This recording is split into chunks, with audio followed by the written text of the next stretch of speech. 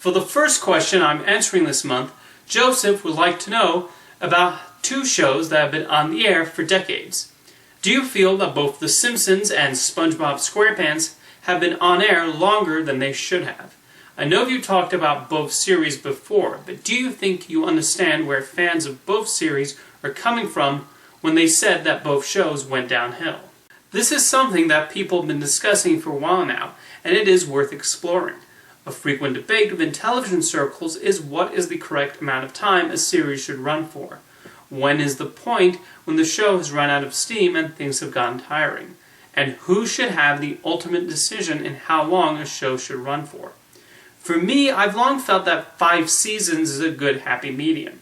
There are of course shows that have run longer than that and still manage to keep the quality intact. Sometimes series will switch showrunners or bring in new writers. There are even cases where the show creators already have a general idea of where they want the characters to end up at the end of a run. For a lot of shows, I actually think the decision to end should lie on the creators. One of my favorite currently running television series, iZombie, is ending with 5 seasons. Not because the CW is cancelling it, but because the creators, Rob Thomas and Diane Ruggiero-Wright, feel they've told the story they've wanted to. In the case of The Simpsons and SpongeBob SquarePants, those series are still on the air because the networks want to make more, and apparently there is a steady enough viewership. SpongeBob creator Steven Hillenburg even wanted to finish the show after the first theatrical movie, but Nickelodeon had the final say and kept it going. While SpongeBob fans feel the series went downhill, it does not seem like that sponge who lives in a pineapple under the sea has waned in popularity. The second SpongeBob movie was even a massive box office success, and he recently had a well-regarded Broadway musical. I admittedly have not religiously seen the show since I was a child, although I have caught the occasional episode here and there. I think SpongeBob's premise is flexible enough to allow for a wide array of stories involving the citizens of Bikini Bottom.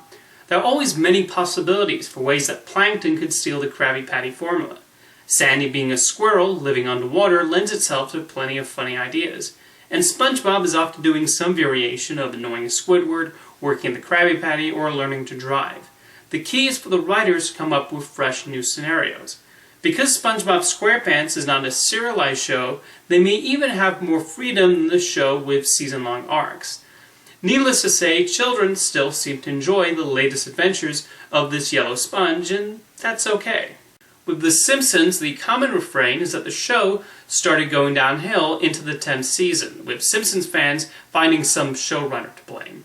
It's almost hard to believe The Simpsons has had their television series for almost 30 years. Most people around my age and younger don't remember a world where The Simpsons did not exist.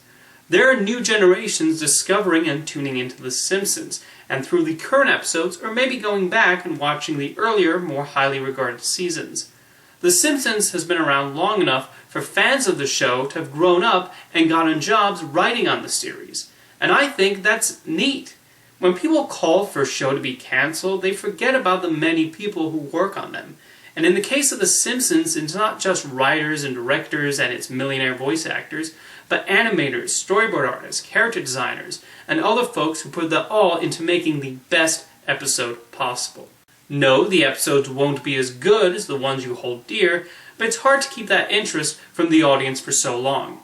However long The Simpsons goes on, and it will be interesting to see what awaits its future when it officially gets gobbled up by the mouse, you can still go back and enjoy your favorite Treehouse of Horror segment, or the episode where Bart offends Australia, or the episodes Brad Bird directed, or Steamed Hams.